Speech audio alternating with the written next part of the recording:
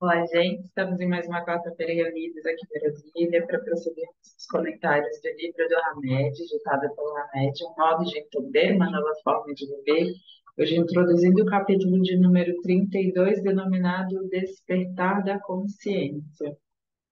Ele começa com uma passagem de Efésios 5,14, que diz o seguinte: Ó tu que dormes, desperta e levanta-te de entre os mortos, que Cristo te iluminará.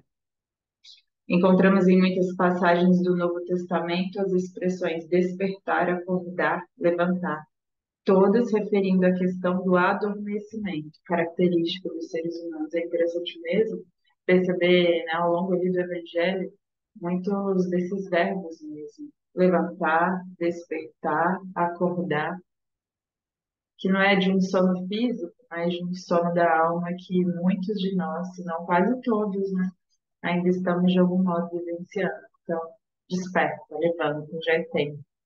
Já é tempo desse descortinar da alma, dessa renovação de princípios, de ideia, dessa renovação de nós mesmos, né? Então, muitas vezes, mesmo vivendo na carne, todos os dias, diuturnamente, nós estamos quase que adormecidos mesmo, vivendo no automático, sem uma concepção muito clara de um sentido de vida profundo, sem ideais claros, sem uma rota bem definida para onde seguir. E aí é quase como um barquinho perdido nessa imensidão do mar e sem o farol, né? Sem o farol bem definido, sem um leme bem definido de onde quer chegar. Então, a maioria de nós, se não quase todos, tem vivido assim tantas e tantas eras e é necessário, né? É salutar que a gente realmente comece a conceber, comece a viver, sobretudo, essa ideia de que preciso acordar, preciso levantar, preciso viver. O processo de evolução se faz da inconsciência para a consciência, do estar para o ser, da razão para a intuição, do transitório para o permanente. Olha, um parágrafo contém tanta coisa bonita. O processo de evolução se faz do quê? Desse processo dessa completa inconsciência do mundo ao nosso redor, mas sobretudo de nós mesmos, para esse processo em que cada vez me conheço melhor, cada vez me entendo melhor e entendo também o mundo. Do estar para o ser, né? Dessa fixação muitas vezes nas coisas transitórias, muito materiais, e esquecidos dessa imortalidade, dessa perenidade que reside no nosso ser. Então, esse processo de evolução é sair desse estar, né, de fixados demais nessas coisas passageiras e transitórias, né, que são a grande maioria dos nossos interesses e dos prazeres que a gente ainda vive, e muitas vezes das nossas dores também, para esse ser, que é esse ser mais estável, mais robusto, mais consciente de si, mais interessado nas coisas do espírito, que realmente não vão morrer, não vão fenecer, né? O corpo morre, mas sobrevive o espírito e todos esses interesses, da razão para a intuição. Então, sai muito de um mental, que muitas vezes a gente vivencia, de uma razão, de uma lógica, muitas vezes bem definida, mas sem acesso qualquer a essa intuição, porque há coisas que a gente vivencia, e é bonito perceber isso, que só a intuição foi capaz de resolver. Então, não é abrir mão da razão, não, né? É uma conquista nossa como humanidade, o uso dessa razão, que, por exemplo, o reino animal, né, o reino, os animais ainda estão ali nesse processo de construção, mas sair disso para adentrar esse reino da intuição, do espírito mesmo, de quem realmente, ao entender o seu papel, ao se internalizar na vida, pode captar esses aspectos mais profundos e mais transcendentes, que não só essa vida, muitas vezes, muito no automático, e do transitório para o permanente. O eminente Leon Denis afirmou que o ser dorme no mineral, sonha no vegetal, move-se no animal, desperta no hominal e sublima-se no angelical. Olha que interessante, né? Leon Denis, que foi ali, depois de Kardec, um dos grandes precursores mesmo do espiritismo, tem muitos livros incríveis. Que bonita essa afirmação dele, né? O ser dorme no mineral, porque é mesmo, faz parte mesmo dessa vivência do ser, essa dormência, né, no mineral, Sonha no vegetal, move-se no animal, desperta no nominal e sublima-se no angelical. E a perceber, e é interessante, né? Porque ele coloca ali é, o Espiritismo como nós passando por realmente todos esses reinos, né? Todos nós somos compostos dessa passagem por todos os reinos, reino mineral, reino vegetal, reino animal, nominal, né? E a gente vai ali crescendo, melhorando, evoluindo. E ele já fala ali, né? Move-se no animal. E muitas vezes, é, nós que já deveríamos ter passado por essa etapa, encontramos completamente estagnados, né? Então, essa ação que nos é pedida, esse movimento, essa transformação que no animal já existe, muitas vezes a gente está parado, porque a nossa intenção já seria despertar no animal, ou seja, é, além dessa mecanicidade da vida, além da gente agir, né, e construir no mundo e realmente plasmar essas nossas ideias no mundo em forma de ação, em forma de obras, né? Muitas vezes a gente está parado, está estagnado fisicamente, quanto mais espiritualmente. Então, muitas vezes nós somos esses seres que nem na nossa vida a gente está construindo algo exterior, né? Quanto mais no espírito, né? Que já é algo mais sutil, que é algo ainda mais além, mais que é próprio da nossa cadeia. Interessante, né? Então, já seria o nosso papel esse despertar nominal. Esse pensamento filosófico relacionado com evolução e eternidade é de fundamental importância para a compreensão do nosso progresso espiritual. As admoestações de Jesus, os que não ouviam nem enxergavam, para que tivessem olhos de ver e ouvidos de ouvir, nada mais eram do que a mensagem do despertamento para a vida maior. E é interessante perceber que como processo evolutivo mesmo, natural, e como um bonito comparativo que a gente possa fazer, é imaginar mesmo essa semente que cai no solo da vida, que passa por esse período de dormência, né? Que começa então, de algum modo, por alguma razão, que a gente não sabe muito bem qual, começa a querer despertar. E aí essa semente, passando por esses, né, essa noite escura da alma, que a gente pode fazer essa analogia, me parece, não sabe o que vai acontecer no dia seguinte, não sabe naquilo que vai se transformar, mas sonha. Sonha profundamente em desejar algo melhor, em vislumbrar coisas que ainda não entende, e que aí começa esse processo ativo de se enraizar no solo, para que ao ter essa base mais estável, possa crescer na vida, né? E aí sai mesmo desse medo, desse receio inicial, desse não sei onde vou chegar, mas vislumbro de algum modo dentro do meu ser algo, algo que vai realmente me transformar, e por conta disso quebro essa inércia e vou para ação, que é no sentido de fincar as raízes na vida para realmente começar esse plantio bonito para ir para sair para a vida, né? E é interessante porque é isso, uma imagem muito bem definida de uma semente, ela primeiro se finca no solo, ela primeiro enraiza, para que então, com essa base mais sólida e mais instável, né, mais estável, ela possa sair para a vida, crescer e começar ali todo o seu processo, né, do caule mesmo, das folhas, para depois, muito depois, vir a ter ali as flores e os frutos, né? Mas é interessante perceber que nós deveríamos também fazer esse despertar, né? Que é próprio do momento evolutivo que a gente está, despertar, né? Ir para essa ação, para esse movimento da vida, para essa transformação, seja na vida exterior, mas sobretudo nessa vida do espírito, né? Que a gente vai evoluindo, que a gente vai crescendo e se transformando. Quando Paulo disse aos Efésios, ó tu que dormes desperta, não estava apenas conclamando as criaturas ao erguimento do corpo físico, mas também ao da visão interior de todas as almas imortais com vistas à expansão da consciência de cada uma delas. Olha que curioso, né? Então, não só conclamando as criaturas ao erguimento do corpo físico, mas da visão espiritual. Como ele comentou ali atrás, ter esses olhos de ver que Jesus muito bem dizia, e que para a gente talvez fosse algo óbvio, mas muitas vezes a gente não está vivenciando isso na nossa vida, não está tendo olhos de ver, né? Que essa visão interior clara, mais profunda, e que observa as coisas não de uma forma superficial, não de uma forma desarmônica, mas entendendo que por trás desse momentâneo caos, por trás dessa momentânea dor, há sim um aprendizado, assim extração de lições muito importantes que a vida está a nos dar naquele exato momento. Então, isso é um ser que tem uma visão interior profunda da sua vida, visão interior profunda, tão profunda do seu ser, que passa então, adentrando esse reino do espírito, a ver as coisas de fora, com uma nova ótica, uma nova visão, né? E é como se diz, quanto mais dentro, mais fora.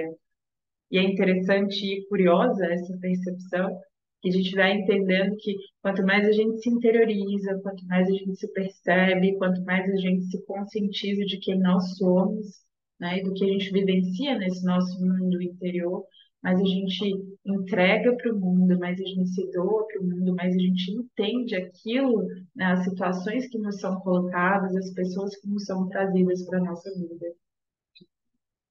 Não podemos exigir que todos tenham a mesma visão, que todos tenham a mesma audição, porque entendemos a diversidade da compreensão humana. Então, ao pensar na evolução como uma escada mesmo, em cada pessoa ocupando o degrau a que veio ocupar, é que a gente vai entendendo que uma mesma paisagem, se eu estou em um degrau acima ou abaixo do outro, eu vou ver uma paisagem diferente. Então é normal que exista mesmo essa diversidade de entendimentos, de visão, e faz parte. Não posso querer que todo mundo veja a vida pelos meus olhos. Tem uma mensagem do Emmanuel que fala muito isso. Não permita que as pessoas estejam vendo a vida sobre a sua visão, ou seja, não imponha o seu ponto de vista, não imponha a sua visão das coisas e da vida. Cada um enxerga a vida de acordo com onde está, né? Com quem é, com os interesses que tem, com a forma como vive. Somos almas com traços de caráter ainda diminutos em relação à autoconsciência, porém destinadas a uma lucidez interior cada vez maior rumo aos mundos superiores espalhados pelo universo. Nossa visão é diminuta, como disse bem ele, mas há possibilidades incríveis, né? E quanto mais, e é um treino mesmo, quanto mais eu adentro o meu reino interior, mais eu sou capaz de me auto-perceber, mais eu volto para o mundo mais consciente. Não nos esqueçamos, todavia, de que no homem se encontra o microcosmo, que em síntese é o retrato do macrocosmo. Gente, está tudo interligado. E é tão bonito perceber que não é só o Espiritismo que fala isso. Tantas outras doutrinas, tantas outras religiões têm em comum isso. E essa consciência de que aquilo que acontece no nosso ser, como microcosmos, às vezes ele é no nosso átomo mesmo. Isso tem uma correspondência direta com o universo, com os outros mundos, com as outras galáxias, e a perceber que está tudo interligado. E a perceber também, né, ter esse cuidado de perceber essas sincronicidades e essas harmonias da vida, de que aquilo que eu vivencio dentro de mim, ali no meu micro, também é o que eu vou vivenciar fora. Então, ainda por isso, a necessidade da gente começar a se olhar mais atentamente interiormente. Porque ao mudar o meu mundo interior, o que que acontece? Como correspondência, o meu mundo exterior também se modifica. As coisas mudaram? Muito provavelmente não. Mas só da gente ter uma nova forma de enxergar a vida, é como se a gente passasse pela vida com um mundo completamente transformado, né? Porque o mundo se transformou. E é claro que se transformará, faz parte da lei da evolução. Mas, sobretudo, nós nos transformamos, então, conseguimos enxergar o mundo e as pessoas de outra forma, de uma forma mais bonita, mais harmoniosa. Tudo está em tudo e todas as partes fazem o todo. Levanta-te de entre os mortos que o Cristo te iluminará, quer dizer, não devemos voltar a nossa atenção para modificar as coisas de fora, mas para acordar e aprimorar as coisas de dentro. Interessante, né? Tem uma mensagem que agora eu me lembrei, em que ela fala: acordemos. É do livro Caridade, número 33, e ela fala assim: é sempre fácil examinar as consciências alheias, identificar os erros do próximo, opinar em questões que não nos dizem respeito. indicar as fraquezas dos semelhantes, educar os filhos dos vizinhos, reprovar as deficiências dos companheiros, corrigir os defeitos dos outros, aconselhar o caminho reto a quem passa, receitar paciência a quem sofre, e retificar as más qualidades de quem segue conosco. Então, às vezes a gente tem essa tendência, né? Como ele diz ali, de educar o filho dos vizinhos e os nossos. Examinar as consciências alheias e a nossa consciência. Será que a gente examinou? Identificar os erros do próximo e o nosso. Corrigir os defeitos dos outros. E a gente corrige os nossos. Aí ele continua. Mas enquanto nos distraímos em tais incursões à distância de nós mesmos, não passamos de aprendizes que fogem levianos à verdade e à lição. Quem tem tempo e quem tem olhos de olhar a estrada alheia não está tendo tempo e olhos de ver a sua realidade de a modificar. Enquanto estamos distraídos, fugimos de forma leviana a verdade e a lição. Olha que interessante, né? Enquanto nos ausentamos do estudo das nossas próprias necessidades, olvidando, ou seja, esquecendo a aplicação dos princípios superiores que abraçamos na fé viva, somos simplesmente cegos do mundo interior, relegados à treva. Então, se estou muito fixado no exterior, naquilo que as pessoas estão vivenciando, no caminho, nas escolhas que estão fazendo, eu sou como que cego do meu mundo interior, que está então elevado à treva. Porque se eu não ilumino meu mundo interior, se eu não quero observar o que existe ali, estou às cegas, estou deixando meu mundo interior meio às trevas mesmo. Então, se olho muito para o exterior, sou como esse cego, que no meu mundo interior está completamente relegado, absorvido pelas trevas, né? Não estou olhando, não estou vendo. Então, ainda estou nessa escuridão interior. Despertemos a nós mesmos, acordemos as nossas energias mais profundas para que o ensinamento do Cristo não seja para nós uma bênção que passa, sem proveito à nossa vida, porque o infortúnio maior de todos para a nossa alma eterna é aquele que infelicita quando a graça do alto passa por nós em vão. Que forte, gente. Essa mensagem é do André Luiz. E é isso, né? Como ele diz ali, o maior infortúnio de todos é quando a graça de Deus passa por nós, como essa corrente elétrica que está abundantemente percorrendo o nosso corpo, mas que muitas vezes a gente não tem essa conexão. Então, passa por nós em vão. Então, despertemos a nós mesmos, que ele, como ele diz, né? O maior infortúnio, a maior tristeza é quando a graça passa por nós e a gente não vê, porque muito fixados no exterior, nos caminhos alheios, né, na estrada do próximo, sem perceber que, na verdade, acordemos a nós, como diz ali Hamed. Se eu acordo, se eu tomo consciência de mim, se tenho uma visão mais clara sobre o que estou fazendo e quem eu sou, posso então transformar o meu mundo exterior, não as pessoas, mas a forma como as vejo. Só para complementar, tem uma mensagem do livro Vinha de Luz do Emmanuel, que eu também me recordei, é a lição de número 30, e ela fala assim, de alma desperta. Essa mensagem é linda. É indispensável muito esforço de vontade para não nos perdermos indefinidamente na sombra dos nossos impulsos primitivistas. Ainda estamos muito fixados nesses impulsos mais primitivos que estão ali, de algum modo, movendo a nossa alma. À frente dos milênios passados em nosso campo evolutivo, somos suscetíveis de longa permanência nos resvaladouros do erro, cristalizando atitudes em desacordo com as leis divinas. Então, muitas vezes estamos ali cristalizados nos resvaladouros dos nossos erros, das mesmas atitudes, dos mesmos comportamentos, e estamos, né, sendo esses seres que estão em quê? Em desacordo com as leis eternas. Que, como se diz, a gente entra no fluxo da vida quando a gente de fato começa a entender que a nossa vida perpassa, que a nossa vida necessariamente vai caminhar por estarmos em acordo com as leis eternas. E muitas vezes a gente está tão cristalizados nesses mesmos erros, nessas mesmas atitudes que a gente não percebe.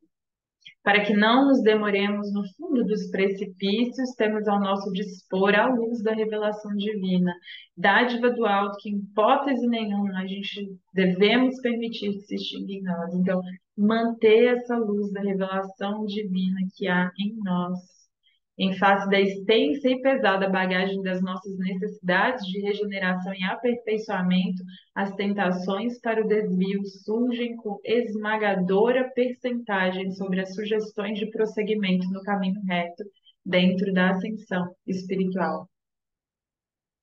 Olha, somos herdeiros de nós mesmos, né? Como diz bem esse parágrafo, a nossa extensa e pesada bagagem que nós trazemos como seres imortais faz com que as tentações para os desvios sejam infinitamente maiores do que as sugestões de prosseguimento. E como nós todos fazemos parte desse mesmo mundo, e como temos mais ou menos um patamar evolutivo não igual, mas estamos de algum modo como coletividade vivenciando o mesmo patamar evolutivo, alguns mais adiantados, outros ainda um pouco mais ali atrás, as, os caminhos para a tentação, para os desvios de rota, são ainda infinitamente superiores àqueles convites para a renovação. Nas menores atividades da luta humana, o aprendiz é influenciado a permanecer às escuras. Então, nisso que a gente vive e que faz parte do nosso processo evolutivo, a gente ainda é muito influenciado a permanecer às escuras. Nas palestras comuns cercam-nos insinuações caluniosas e descabidas. Então a gente percebe, né, nas conversas comuns das pessoas, a gente vê ainda muito essa fixação em falar mal sobre as pessoas, sobre as coisas, sobre a situação, sobre a política, sobre o país, sobre a economia. Então, a gente ainda tem essas conversações.